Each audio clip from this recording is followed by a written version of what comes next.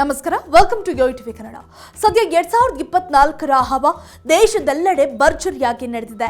ಮೋದಿ ಕಾಂಗ್ರೆಸ್ ನಾಯಕರು ಕಾಲಿಗೆ ಚಕ್ರ ಕಟ್ಟಿಕೊಂಡು ದೇಶವನ್ನೇ ಸುತ್ತಿ ಮತದಾರ ಪ್ರಭುಗಳ ಓಲೈಕೆಯಲ್ಲಿ ಮುಂದಾಗಿದ್ದಾರೆ. ಹೌದು, ಲೋಕಸಭೆ ಚುನಾವಣೆಗೆ ಈಗಾಗಲೇ ಮೊದಲ ಹಂತದ ಮತದಾನ ನಡೆದಿದೆ.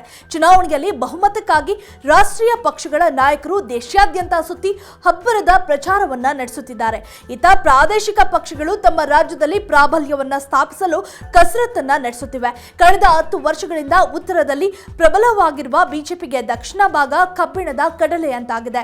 ಕರ್ನಾಟಕವನ್ನ ಹೊರತುಪಡಿಸಿ ದಕ್ಷಿಣ ರಾಜ್ಯಗಳಲ್ಲಿ ಅಸ್ತಿತ್ವವನ್ನ ಕಂಡುಕೊಳ್ಳಲು ಕಸರತ್ತು ನಡೆಸುತ್ತಿವೆ. ಈ ಭಾಗದಲ್ಲಿ ಬಿಜೆಪಿ ನೇತೃತ್ವದ ಎನ್ಡಿಎ ಮೈತ್ರಿಕೂಟದ ಸ್ಥಾನಮಾನ ಹೇಗಿದೆ? ಕಳೆದ ಚುನಾವಣೆಯಲ್ಲಿ ಬಿಜೆಪಿಗೆ ಯಾವ ಮಟ್ಟದಲ್ಲಿ ಬೆಂಬಲ ವ್ಯಕ್ತವಾಗಿತ್ತು? ಈಗಿನ ಚುನಾವಣೆ ರಾಜಕೀಯ ಪರಿಸ್ಥಿತಿ ಹೇಗಿದೆ ಎಂಬುದರ ಬಗ್ಗೆ ಒಂದು ಅವಲೋಕನ ಹೇಗಿದೆ ನೋಡ್ಕೊಂಡು ಬರೋಣ ಬನ್ನಿ. ಪ್ರಧಾನಿ ನರೇಂದ್ರ ಮೋದಿ ಅವರು ಜನವರಿ ತಿಂಗಳಲ್ಲಿ 3 ಬಾರಿ ದಕ್ಷಿಣ ಭಾರತಕ್ಕೆ ಭೇಟಿ ನೀಡಿದ್ರು. ಈ ಭೇಟಿಯು ಎಲ್ಲಾ 5 ದಕ್ಷಿಣ ರಾಜ್ಯಗಳನ್ನು ಒಳಗೊಂಡಿತ್ತು. ಆಂಧ್ರ ಪ್ರದೇಶ, ತೆಲಂಗಾಣ, ಕರ್ನಾಟಕ, ಕೇರಳ, ತಮಿಳುನಾಡು. ಒಂದೇ ತಿಂಗಳಲ್ಲಿ 2 ಬಾರಿ ಕೇರಳ ಮತ್ತು ತಮಿಳುನಾಡಿಗೆ ಭೇಟಿ ನೀಡಿದ್ರು ನರೇಂದ್ರ ಮೋದಿ.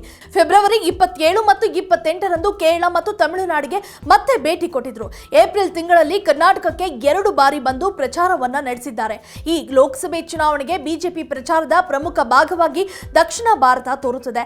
ಕಳೆದ 2 ಲೋಕಸಭೆ ಚುನಾವಣೆಗಳಲ್ಲಿ ಪಕ್ಷವು ಪ್ರಚಂಡ ಯಶಸ್ಸನ್ನು ಕಂಡಿದ್ರೂ ಕೂಡ ದಕ್ಷಿಣ ಭಾಗದಲ್ಲಿ ಕರ್ನಾಟಕ ಬಿಟ್ಟರೆ ಉಳಿದ ರಾಜ್ಯಗಳಲ್ಲಿ ಅಷ್ಟೇನು ಬೆಂಬಲ ಸಿಗಲಿಲ್ಲ. ಇದೆಲ್ಲವನ್ನು ಗಮನದಲ್ಲಿ ಇಟ್ಟುಕೊಂಡು ಈ ಬಾರಿ ಬಿಜೆಪಿ ಹಲವು ತಂತ್ರಗಾರಿಕೆಗಳನ್ನ ರೂಪಿಸಿದೆಯಂತೆ.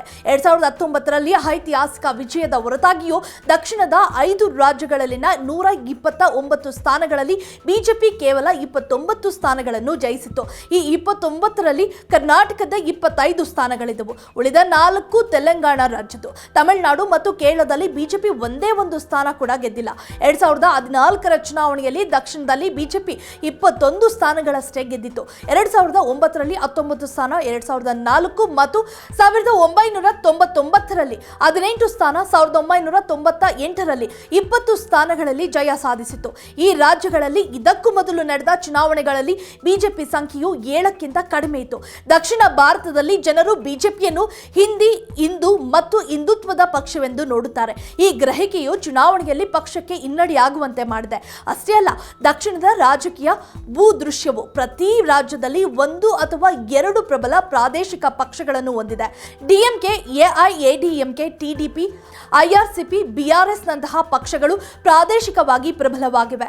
ಈ ಪಕ್ಷಗಳು ವಿಧಾನಸಭೆ ಮತ್ತು ಲೋಕಸಭೆ ಚುನಾವಣೆಗಳಲ್ಲಿ ರಾಷ್ಟ್ರೀಯ ವಿಷಯಗಳಿಗಿಂತ ಪ್ರಾದೇಶಿಕ ವಿಷಯಗಳ ಮೇಲೆ ಗಮನ ಕೇಂದ್ರೀಕರಿಸುತ್ತವೆ. ಇದು ಬಿಜೆಪಿಗೆ ತನ್ನದೇ ಆದ ಗಮನಾರ್ಹ ಅಸ್ತಿತ್ವ ಸ್ಥಾಪಿಸಲು ಸವಾಲಾಗಿದೆ. ಆದರೆ ಈ ಬಾರಿ ಕರ್ನಾಟಕದಲ್ಲಿ ಕಾಂಗ್ರೆಸ್ ಆಡಳಿತವಿದೆ. 5 ಗ್ಯಾರಂಟಿಗಳ ಕಾರಣ ಜನರು ಕಾಂಗ್ರೆಸ್ಗೆ 135 ಸ್ಥಾನವನ್ನ ನೀಡಿದ್ದಾರೆ. ಇದೇ ಗ್ಯಾರಂಟಿಗಳನ್ನು ಮುಂದಿಟ್ಟುಕೊಂಡು ಕಾಂಗ್ರೆಸ್ ಲೋಕಸಭೆ ಚುನಾವಣೆಗೂ ಪ್ರಚಾರ ನಡೆಸುತ್ತಿದೆ. ಕರ್ನಾಟಕದಲ್ಲಿ ಆಡಳಿತಾರೂಢ ಕಾಂಗ್ರೆಸ್ ಮಣಿಸಲು ಬಿಜೆಪಿ ಹಾಗೂ ಜೆಡಿಎಸ್ ಮೈತ್ರಿ ಮಾಡಿಕೊಂಡಿವೆ. ರಾಜ್ಯದಲ್ಲಿ ಜೆಡಿಎಸ್ಗೆ 3 ಸ್ಥಾನಗಳನ್ನು ಬಿಟ್ಟುಕೊಟ್ಟಿರುವ ಬಿಜೆಪಿ 25 ಕ್ಷೇತ್ರಗಳಲ್ಲಿ ತನ್ನ ಅಭ್ಯರ್ಥಿಗಳನ್ನು ಕಣಕ್ಕಿಳಿಸಿದೆ. ಬಿಜೆಪಿಗೆ ರಾಜ್ಯದಲ್ಲಿ ಮೈತ್ರಿ ತಂತ್ರಗಾರಿಕೆ ಕೈ ಹಿಡಿಯುತ್ತಾ ಎಂಬುದನ್ನು ಕಾದು ನೋಡಬೇಕು. If you like this video, ಬೇಗ ಲೈಕ್ ಮಾಡಿ, ಕಾಮೆಂಟ್ ಮಾಡಿ, ಶೇರ್ ಮಾಡಿ ಹಾಗೂ ಯೋಯೋ ಟಿವಿ ಕನ್ನಡವನ್ನು ಸಬ್ಸ್ಕ್ರೈಬ್ ಮಾಡಿ.